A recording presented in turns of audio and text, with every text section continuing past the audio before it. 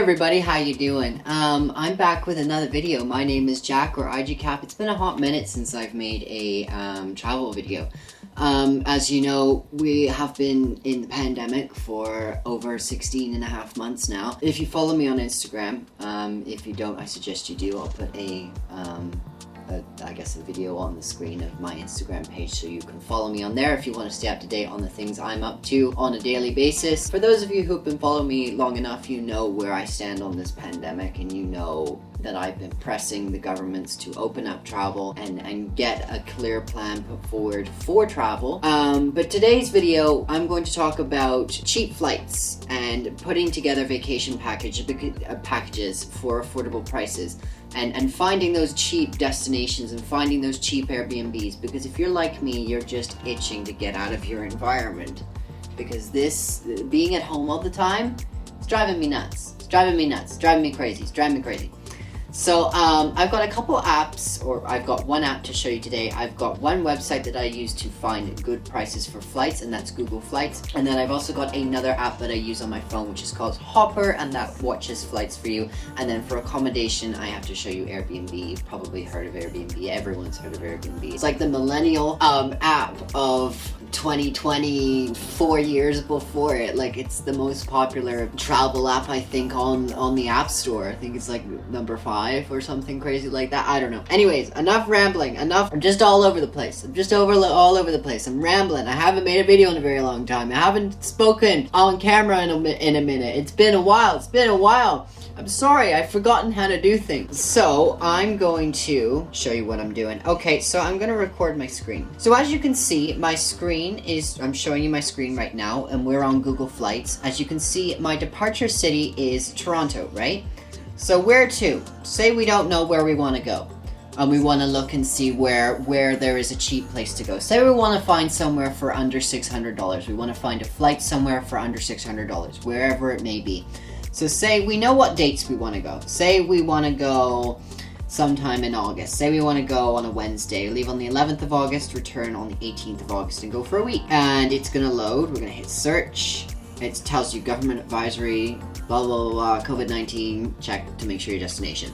So as you can see here, it gives you a whole map of where you can go. You can go to Seattle for $485, you can go to Rapid City for $401, Chicago for $410. I don't know why you would go to Chicago for $410 when you can drive there in under 9 hours and probably on a single tank of gas. But again, the border is closed to non-essential travel, so that's going to change though. The government ministers are being pressed to get that border open, but again, that's a story for another day. I can give you one piece of advice: email your MPPs. Stay on their back, because it is working. They are getting irritated, and it's good. Mexico City for $596. So you get the idea. And then when you say we want to do something different, say we know exactly where we want to go. I'm going to pick Rio de Janeiro.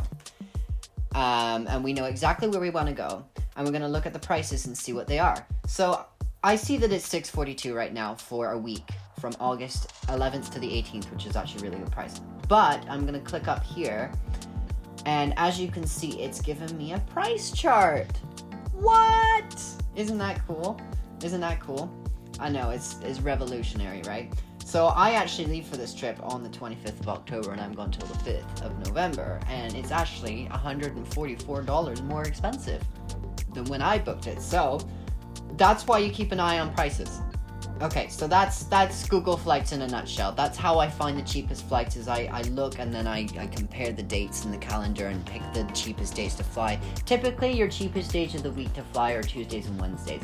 I'm not really sure why that is. I think because business travel mainly occurs on Mondays and Fridays. And then Saturdays and Sundays, people always like to travel on the weekends because it's easy, and it just makes life easier. Everyone's off on a weekend usually. So I'll show you what the difference is between Airbnbs and like hotels. So this is a room in Rio de Janeiro, just a random room.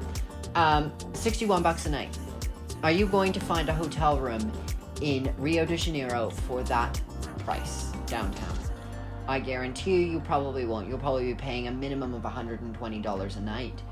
and you'll get half the amount of amenities. You'll get a small room. Here you get an entire house, balcony, kitchen, bathroom, bedroom, living room. You get a whole dedicated house basically, or apartment, opposed to just a hotel room. So that's one of the reasons why I would choose an Airbnb over, you know, a hotel. And you get to meet the hosts. The hosts can sometimes be the nicest people you will ever meet, and you can have such great connections with them. Airbnb is a great way to meet new people. I've always said this. So now I'm going to show you an app on my phone, and it's called Hopper. This is an incredible app for watching prices on flights. So I'm just going to put screen recording on here, and I'm going to show you what I mean. So I'm going to bring up Hopper right now. As you can see, I've got $10 Carrot Cash. I never really use the Carrot Cash. As you can see, I've got things listed here. So I've got Toronto to Istanbul, I've got Toronto to Mexico City, I've got Toronto to London, Toronto to Doha, and then Toronto to Hong Kong. So the great thing about this app is you put in the dates that you want to do, and then it predicts when it's the best time to book the flights.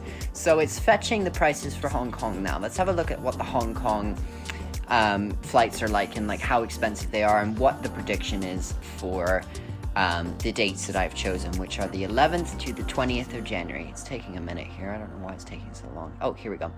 Okay, so $1,300 is the prediction right now.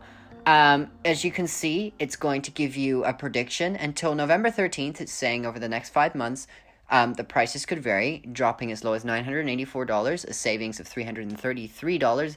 That is crucial. $333 is a lot of money. $333 is your Airbnb in Hong Kong for 5 days or 6 days. That's 3 experiences in Hong Kong. That's a decent amount of money. That's spending money for shopping. So you really want to keep an eye on this. And you can view the flights if you choose to book it right now, and it shows you which ones are the best. You get a non-stop flight, 15 hours and 40 minutes. I mean, if you're up for it, hey, go for it. But I think I would do the cheapest one to have just a break in Doha, and stretch my legs and get some food, because I don't think I could be on a plane sitting down for 15 hours. I think I'd need a break. Anyways, you get the idea. Those are the apps that I use on a regular basis to book cheap flights, and just in general. And I think now that the pandemic has, happened for so long, and it's been going on for so long, I think it's brought something very clear to our attention, is that people don't have unlimited amount of money, and money has become incredibly important in the past 15 months. People struggling, people being laid off, and it's just been really hard lately. It really has. And especially people working in the tourism industry and the aviation industry. And I really, really am hoping that, we can get this international travel up. We've got people vaccinated. We've got people protected. Let's get travel open. Let's get it open. Let's have a clear plan for people who have had the disease and recovered from it, people who are partially vaccinated, fully vaccinated, people who have, tested negative. Let's get a plan to get travel open. It needs to be opened again. We need to get to that point where we can start traveling freely again, because we've vaccinated everybody who's vulnerable. So I really don't see where we're going with this. So again, I really hope that you did enjoy this video. I really just wanted to make a video. I wanted to make a video about travel, and I'm seeing that travel is opening up finally. Europe is opening up. Bits of South America is opening up. America is opening up. So my hope and my expectation is that this year we will be able to travel internationally. Considering that we were able to do it last year with less restrictions and nobody vaccinated, it's my expectation we can do it this year. It's my expectation. So I really hope you enjoyed the video. If you did, please drop a thumbs up. I'm not going to expect you to subscribe because, I barely make any videos nowadays. I'm really sorry. Had I been traveling all the time like I'd usually do, I would be making videos like crazy. Anyways, take care of yourself, and I'll see you guys soon. Bye.